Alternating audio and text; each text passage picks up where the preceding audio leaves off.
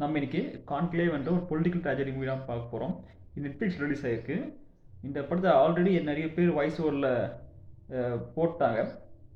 பட்டு இந்த படத்தை நெட்ஃப்ளிக்ஸில் பார்த்தே ஆகணும்.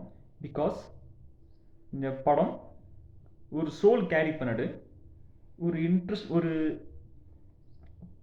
ஒரு இன்ட்ரெஸ்டிங்கான நாட், அதே சமயத்தில் ஆடியன்ஸை அட்ராக்ட் பண்ணுற மாதிரி ஒரு ஸ்க்ரீன் பிளே அமைச்சிருக்காங்கன்னு சொல்லி ஆகணும்.